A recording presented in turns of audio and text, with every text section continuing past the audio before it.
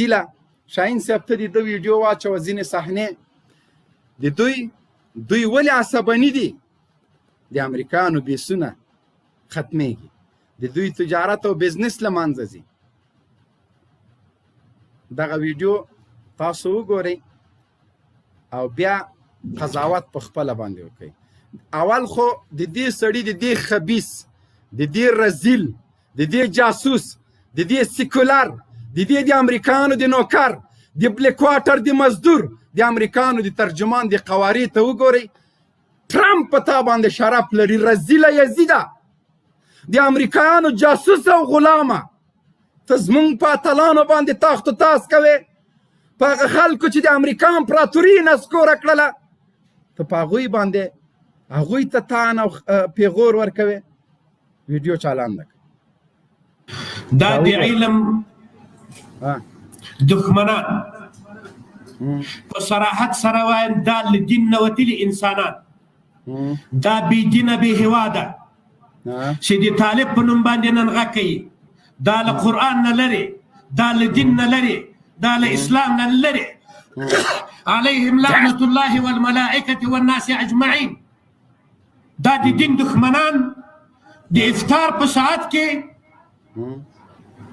د طلبه کرامو په سکن باندې انفجار او انتحار کوي هغه غلامان او منافقین چې په قطر کې ناست دي نن به افتخار هم کوي چې ما کافر ته حسانت ورکړی د کافر حفظ کوم د هغه پیره کوم سیاست وسایل بګرام ته ورسېږي باندې ښه کافر ته امن تا ورکړی که طالب ورکړی طالبانو له امریکایانو سره تړون کړی چې له دې هېواد نه به وځي د هېواد اشغال به پای ته رسوي دا د امریکایانو مجبوري وه چې په قطر هېواد کې د طالبانو دپاره دفتر پرانیزه تر څو له طالبانو سره مخامخ خبرې وکړي تر څو دا معضله د خبرو له لارې حل شي تاسو ټول ملت به شهیدان یې طالبانو دا پیشنهاد نه ده کړی دا پیشنهاد د صلیبي لښکرو له هغه طالب سره و چې په تور او په سپینو لستونو کې اچولی او طالب ته غیر له دې نه ای جاسوس او مزدوره ای د امریکایانو غلامه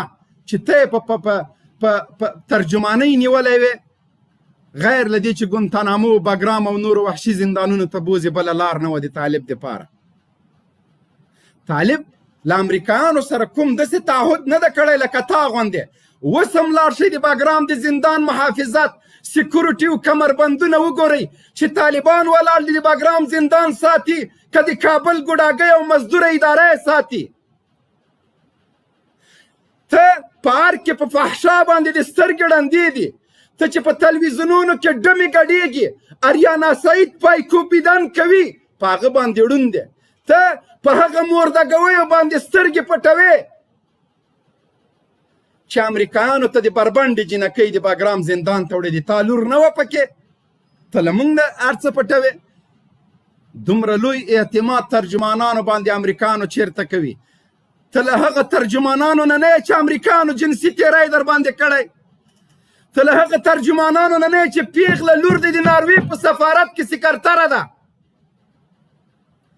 ته له هغه ترجمانانو نه نه چې زمونږ باعزته پروقاره اتلان او غازیان او د امریکانو سترګې راویستونکي خلک د ګونتانامو ته ولېږل دا ته وې چې امریکانو ته د معلومات ورکول زمونږ مشرانو نه دي کړي زمونږ مشران د اشغال په وړاندې خپلو سینې وړاندې کړي زمونږ مشران خپل بچي له لاسه ورکړي خپل کورونه یې له لاسه ورکړي دي خپله ټوله زندګي دارایی او سلطنت چې درلوده پاچاهي چې درلودله هغه پاچاهي چې تا غوندې روزل شوي جاسوسان په وزارت خارجه کې د تشریفاتو لپاره درولي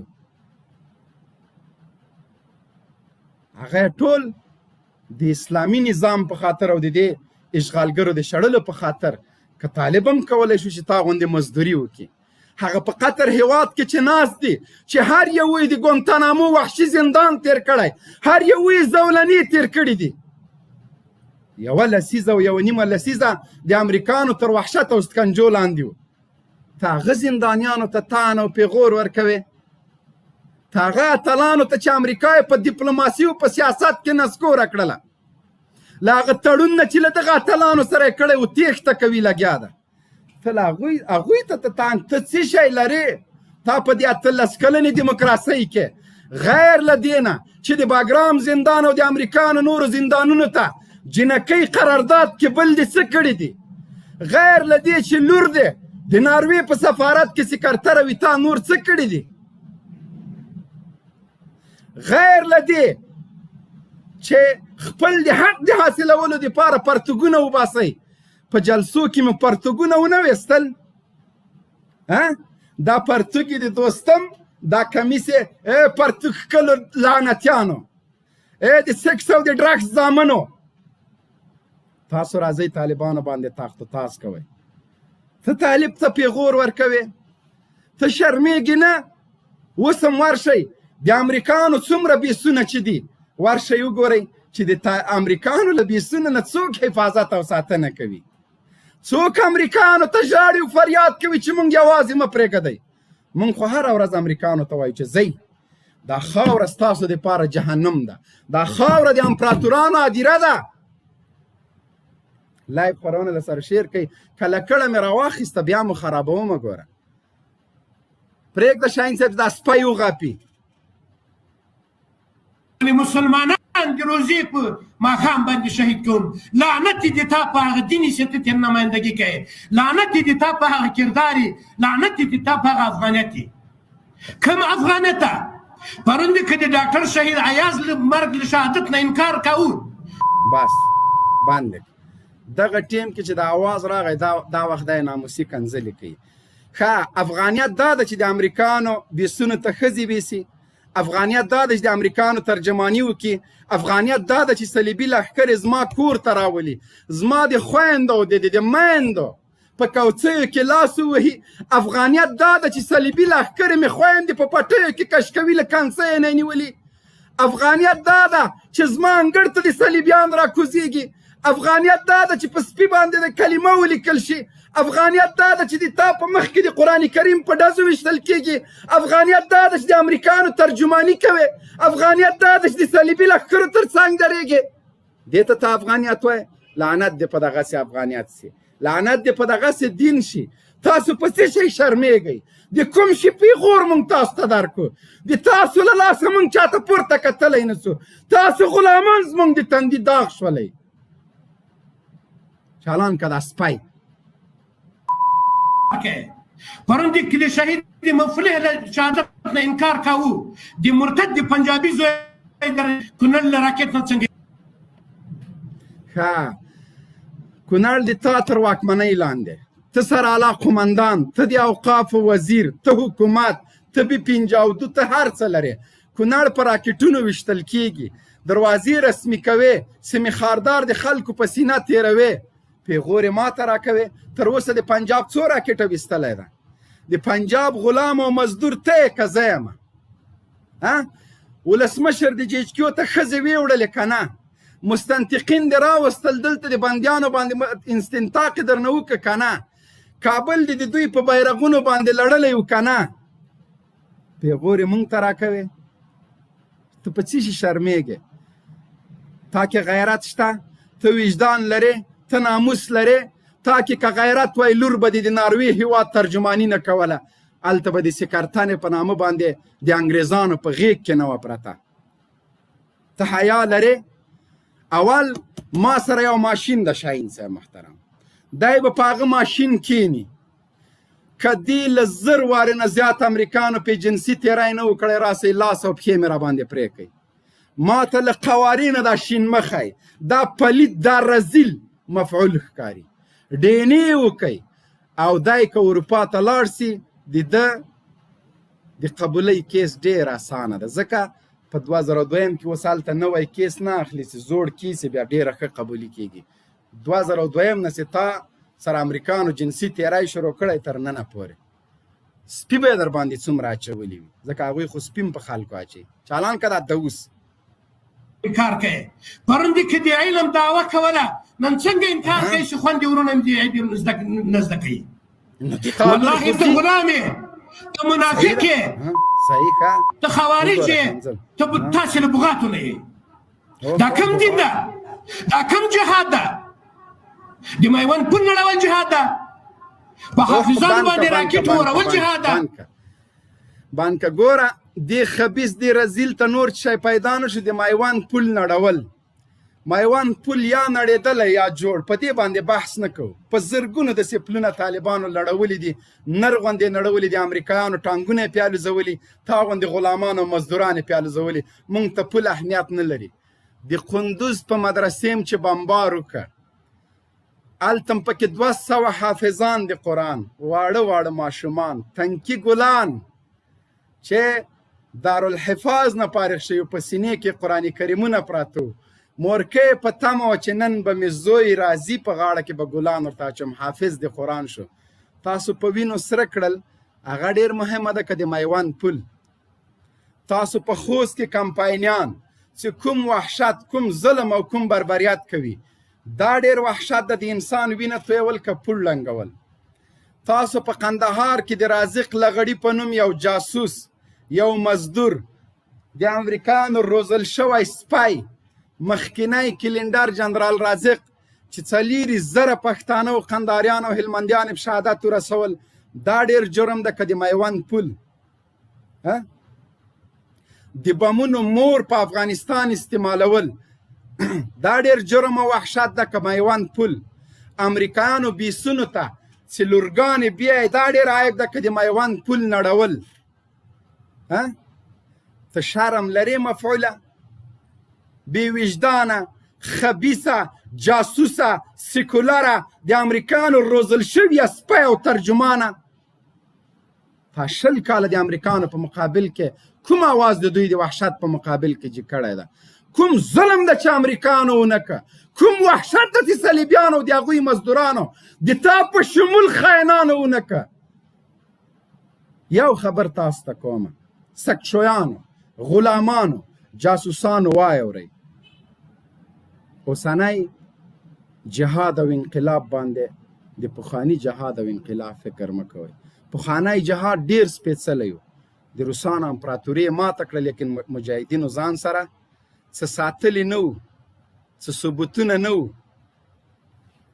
هر څه مو په ریکارډ باندې پراته دي، که په لیکلې بڼه وای، که په تصویري بڼه وای، که په صوتي بڼه وای، که په هر رنګ تاسو وای. له 2001 نه تر ننه پورې مو ټول وحشتونه ریکارډ دي، البمونه مو ترېنه ډک کړي دي. تاسو خطا وتلی نه شئ، تاسو خپل جرم نه شئ پټولی. او هغه سیکولرانو ته وایم چې د دې خبیث کنځلې او تان او لعن مو په فیسبوکونو او په ټویټرونو خپاره کړي وو چې ملا صاحب طالبانو ته ډېر غوسه ده. سیکولرو، د غرب روزل شویو خبریالانو، 150 میلیونه ډالر چې تاسو اخلئ، لازمي به داسې خبیثان په رسنیو راڅرګندوئ، لازمي به همدغسې کنځلمارانو ته کمپاین کوئ، ځکه تاسو 150 میلیونه ډالر اخیستي دي. 150 میلیونه ډالرو باندې تاسو خپل ایمان او ناموسونه خرڅ کړي دي. تاسو بل څه نه لرئ بغیر له دې چې همدغه شیونو ته کمپاین وکړئ. ښه، مخکې ځو. د محصلینو سره محصلینو په سکن باندې انفجار انتحار کول، دا خبیث دا مردار به بیا دعوت دې کوي ما چا استشهادي کړې ده. والله تاسې مردار یئ، نور د دې وخت نشته چې موږ احتیاط وکړو. کفارو ته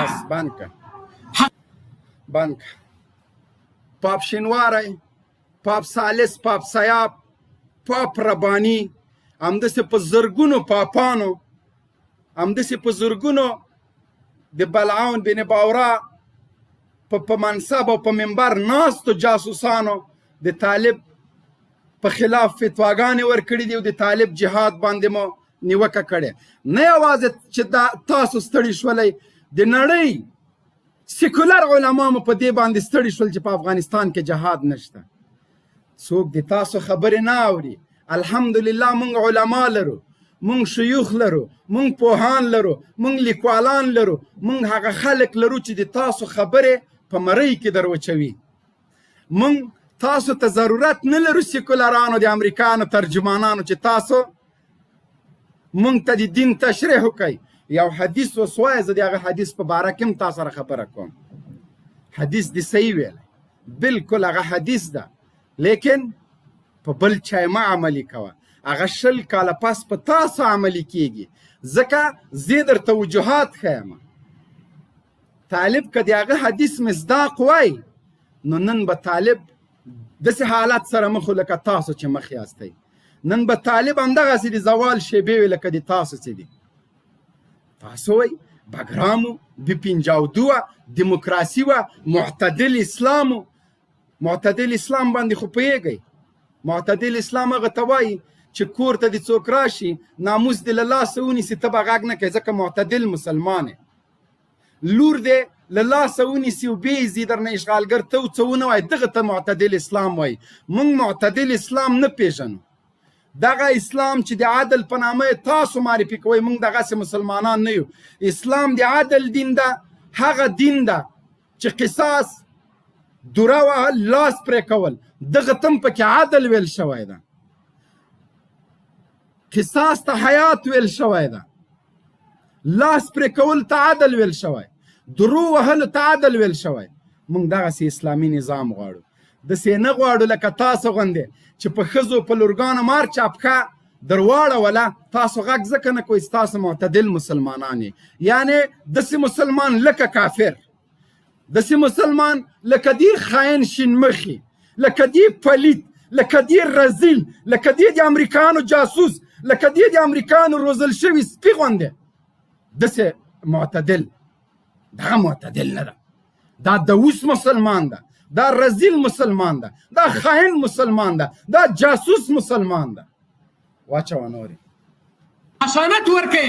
مسلمان، مؤمن، افغان، نر او ښځه، عالم او ځوان او سپین ږیری وزنې، کم دیانته والله هغه علما چې چپلوسي کوي، هغه علما چې هغوی بې غیرتي کوي او فکر کوي چې سبا دا جاهل را روان ده، سبا دا مرتد را روان ده، سبا دا د پنجاب غلام را روان ده، له ما سره به احسان وکړي والله ول به دې تا غړی پرې کوي. من اعان ظالما سلطه الله علیه.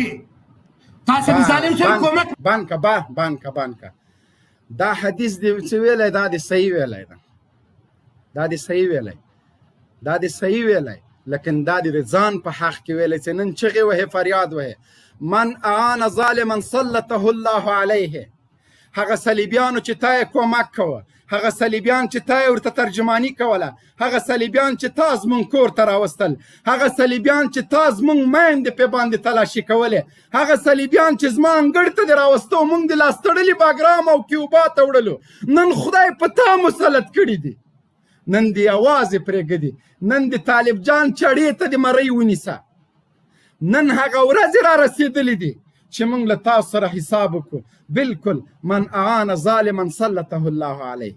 چا چې له ظالم سره مرسته وکړه، کومک یې ورسره وکړه، صلیبیان زمونږ کور ته راوسته، نن هماغه صلیب، هماغه امریکایي، هماغه جو بایډن، هماغه د صلیبي لښکرو سالار له دوی نه بېزاري اعلانوي. تاسو په فساد تورنوي، په بد اخلاقۍ مو تورنوي، په چور مو تورنوي، په تاسو باندې شرمېږي. دا حدیث د ځان په حق کې دی ترجمه که. مونږ باندې څوک مسلط شوي دي چې ته وایې من اعان ظالما سلطه الله علیه. اول خو د دې حدیث مصداق باندې ځان پوه که. طالب خو نن د رحمت فرښته ګرځېدلی. طالب خو نن د تاسو دپاره غضب ده. طالب خو د تاسو دپاره قهر ده. طالب خو د تاسو دپاره ابابیل ده چې چیرته یې ګورې د تاسو په مرۍ باندې پښه ایښی. هغه خلک چې په زرګونو طالبان په شهادت رسولي، الحمدلله پرون په تخار کې سره غجي ته ورته کېښوده چې باید زه نوم وانخلم. اواز یې اورېده. لایو خپرونه ولې نه شیر کوئ؟ ته راکه لکړه راکه. خبیثه، رزیله، ناموس فروشه، جاسوسه، د امریکایانو روزل شویه غلامه. ته هغه سړی چې د افغان د خپل افغانانو جاسوسي او مزدوري د صلیبیانو ته کوله. د تا له لاسه لسګونه خلک ګونتانامو ته تللي دي او سلګونه نور په باګرام کې چې ته به په همغه باګرام کې هر د تڼۍ ګرځېدلې، لیکن د دې ملت اصلي واقعینو ته زولنې پرتې وې. عجیبه نه ده؟ 52 هېوادونه دې راوستي دي. طالب په کور کې نه پرېږدې، په مدرسې کې نه پرېږدې، د هجرت په دیار کې نه پرېږدې، په عربي ملکونو کې نه پرېږدې، په اروپایي ملکونو کې دې نه پرېښوده. نن طالب د امریکانو غلام شو، ته د امریکانو اوس هم راجیک سه نر دی بولم د امریکانو خلاف د جهاد فتوا ورکه، اوس هم راجیک سه نر دی بولم د اشغال په خلاف باندې فتوا ورکه، نر دی بولم هغه لور دی چې د ناروې په سفارت کې سکرتره د هغه راوباسله سفارت نه، ځکه یې تا واک او صلاحیت نه ده په هغه باندې ناروې هېواد ډیپلوماتانو پښه اړولې، څنګه به یې تېرولې؟ ناموس فروشه ته څه وایې چې طالب به د تا په ریکارډ او د تا په کارد او ناکاردو باندې نه وي خبر؟ ته له هغه ترجمانانو نه یې څه امریکانو جنسي تېری در سره کړی؟ راپور مونږ سره ده، راپور مونږ سره ده چې په 2002 نه تر 2014 پورې 600 ترجمانانو سره امریکانو جنسي تېری کړی، چې وروستۍ پیښه د ارګ له جنرال سره 3 تاسو په څه شي شرمېږئ؟ ای هم جنس بازانو، ای د سیکولر زامنو، ای د جمهوریت علمبردارانو، ای د دیموکراسۍ روزل شویو جاسوسانو، پلیکه دا خبیث مه کوئ، صابو در په مالګه تاسو د دې جاهل سره کومک مه کوئ چې د تا مسجد د تا محراب د تا منبر را نه وي، هغه د دین دښمن ده. ښه بالکل هېڅکله له دې دښمنه نه یېرېږو. که ژوندي وو د دې هېواد مسؤلیت به لرو، که شهیدان وو د خدای جل جلاله حضور ته به په جګو سترګو ورځو. شهیدان د افغانستان هیئت خو راغی افغانستان ته چې مشوره وکړي، د امریکې هیئت ولاړ امریکا ته چې مشوره وکړي، ته له عین بې غیرته چېرته ولاړې؟ بند که چې زه جواب درکړم. محب دی ښځه امریکایي یهودنه، اشرف غني ښځه امریکایي یهودنه، انیف اتمر دی په خپله برطانویه ښځه یهودنه، امثالو هم په سلګونو دي همدغسې. صحیح شو؟ د تاسو قبله امریکا ده، تاسو که غیرت درلودی